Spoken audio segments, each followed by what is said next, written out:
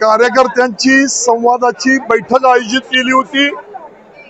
त्या बैठकीच्या दरम्यान जवळजवळ 70-80 कार्यकर्त्यांनी आपापल्या भावना व्यक्त केल्या।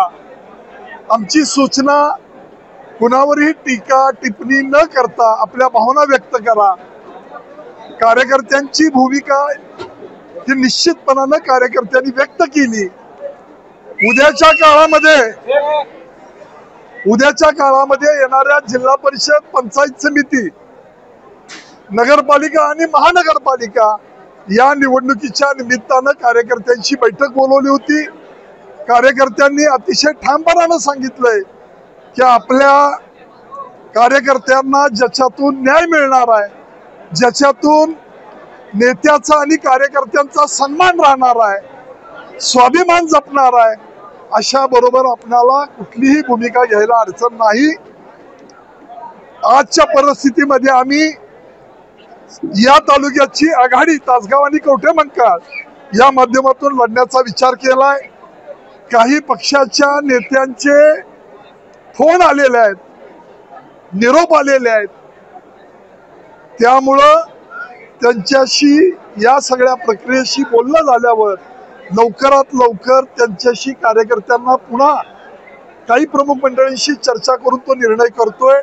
आजची घडी, आजच्या स्थितीला पाहिलं तर आपण आघाडीच्या माध्यमातून निश्चितपणानं आमच्या तालुक्यापुरतं तासगाव आणि कवठेमंकाळ यापुरतं पुढे जाण्याचा निर्णय आम्ही घेतलेला आहे।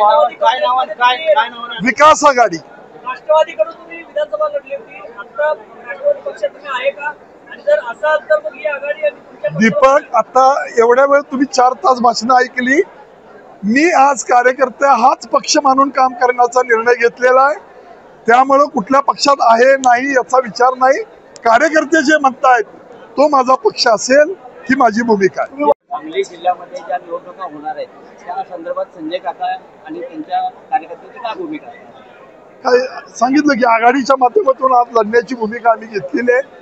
कार्यकर्त्यांचा तो आग्रह आहे आणि कार्यकर्त्यांनी माझ्यावर एवढं प्रेम केलंय। खूप नशिबान मनुष्य आहे मी की माझ्यासारख्या माणसाला इतके प्रामाणिक कार्यकर्ते आणि जनतेचं प्रेम हे माझ्यासारख्या क्वचित माणसांना मिळतं, त्यातला मी एक भाग्यवान आहे। त्यांच्यासाठी ते म्हणतील तो पक्ष, तो म्हणतील ती दिशा हे ठरवून काम करण्याची भूमिका ठरवली। कार्यकर्ते आक्रमक झाले होते, ते सांगत होते की विरोधकांच्या पेक्षा काही त्यावेळेच्या पक्षाच्या लोकांनी सुद्धा दगापट्टा केला आणि लोकसभेच्या वेळी तुम्ही बोलला होता की निवडणूक झाल्यावर प्रत्येकाचा हिशोब दाखवला जाईल। तो हिशोब नेमका केव्हा दाखवणार आहे? हिशोब आता जिल्हा परिषद, पंचायत समिती आणि नगरपालिकेला निश्चित केला जाईल। आज माझ्या स्वतःच्या राजकारणापेक्षा कार्यकर्त्यांचं राजकारण महत्वाचं आहे। त्यामुळं कार्यकर्ते म्हणतील तीच भूमिका घेऊन आपण पुढे जायचं। जिल्ह्यात राजकीय नेत्यांशी काय इतर पक्षातील संपर्क झालाय? चालू आहे, बोलणं चाललंय। काही 1-2 बैठका झाल्यात, 4-5 जणांशी बोलणं झालं, 1-2 बसेल। 8 दिवसामध्ये यामध्ये आम्ही त्याला मुहूर्त स्वरूप आलं की मग आम्ही राजकारण करतायत। कसं आहे की इतक्या वर्ष राजकारण करताना मॅच्युरिटी नावाचा भाग येतो। थोडा स्वतःचा युगो किंवा स्वतःच्या बाबतीतल्या कल्पना, भ्रामक कल्पना न ठेवता विकासाचं माध्यम पुढे ठेवून आपण काम करत होतो। पण काही वेळेला लोकांना असा भ्रम होतो की हा काही प्रतिकार करत नाही, काटो मत लेकिन फुटकारो। तशी निश्चितपणानं कार्यकर्त्यांसाठी लढण्याची भूमिका हा घेतोय। त्याच्यामध्ये कुठलीही भीती, कुठलाही दबाव, कशाचीही फिकीर करणारा संजय पाटील नाही। जे दुष्काळी फोरमचे नेते नाराज आहेत, त्यांना एकत्र घेऊन सगळ्यांची मोठ मानणार आज सांगू शकत नाही, पण काही गोष्टी बोललेलो आहे, चर्चा झालेल्या आहेत।